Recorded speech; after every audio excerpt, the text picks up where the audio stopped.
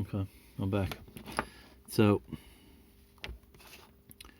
if this is too thick, this is one way. I wouldn't recommend doing it this way if you're going to a heap of chassis, because you'll end up wearing out the end of your finger. Do you think I can pick that up now? Absolutely not. So you can buy shims from the likes of Viper. I'm having a shocker now. Yeah, you can buy shims from the likes of Viper in all sorts of different thicknesses. You can make your own out of plastic. I've done videos on that before. If people want to see it, I'll do it again, or find it and share it again. But what you're after, the end result, you want a little bit of movement, and this has got none. So if I take that one out, how much movement?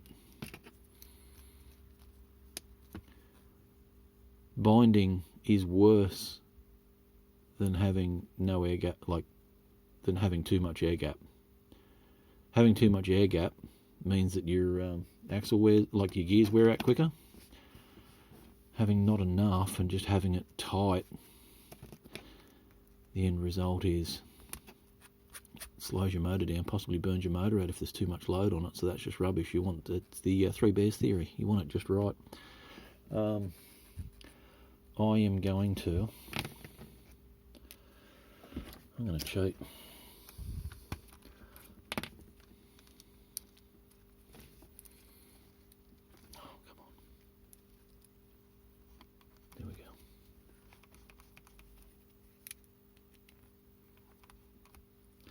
So rather than taking meat off the metal, I'm going to take meat off the plastic because it's easier.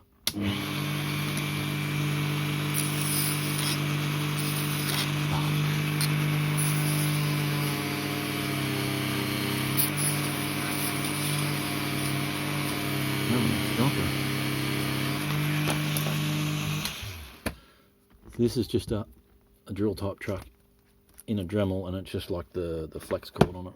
I just prefer using it. Right, how much gap have I gained myself? Oh, shocker.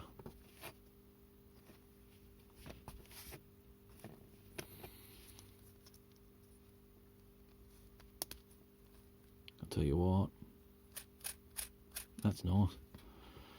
So I'm going to put this back on. Sorry, goes that way. Tab forward. Where's my wheel gone? Here it is.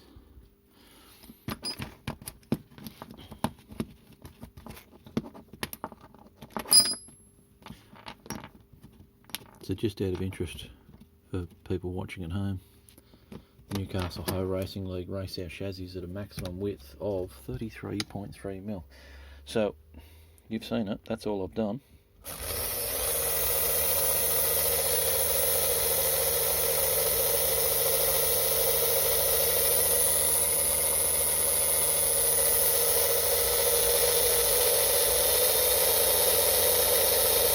I haven't touched that.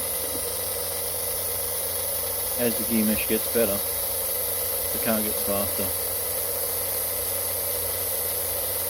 So the longer time I run that for, the better it'll get. So before it was slowing down, now it's speeding up. So gear mesh, does it matter? Of course it does. Look at that. Pete, racing next week. Bring it on, brother. Bring it on. This is Sunday. I'm going to pause the video here. I'll run this in for a little bit longer, give it a bit of a lube, bit of a clean, and I'll come back to you with progress where I'm at. Okay. So I stuck a little bit of Voodoo Drops, which is just a com fluid to help the motor brushes pick up better. A little bit of oil. That's from Viper. That's just a needle oiler. It's got a little lid on it, so you can wear it like a pen on your collar if that's what you want to do.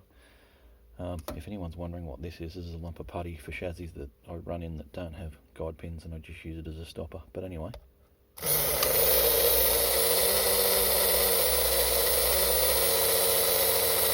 So just for viewers, thumb drops, 12.5. It's only a short burst, but it just helps the brushes. I haven't even It's still a bit black in there. I haven't really cleaned it up, haven't done anything. Yeah, you could stick all sorts of things in there. What I did with the back axle, with the shimming of the back axle, which is still not. Other things you want to look at is how far this moves, and that's probably a bit excessive.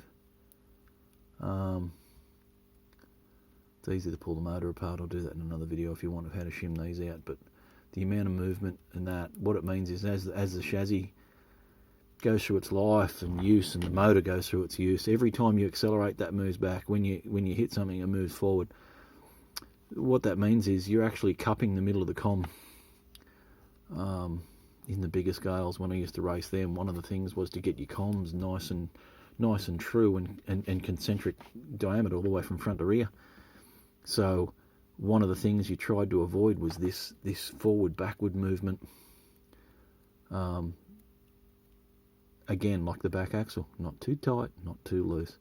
It just means that your motor brushes stay in the one spot on the com, because if it's dished, front to back, you can imagine as it moves backwards and forwards, your motor brushes are coming into contact either with the rear of the shoe, front of the shoe. You're not getting full contact, because that's what you're really aiming for: full contact between the motor brush and the com.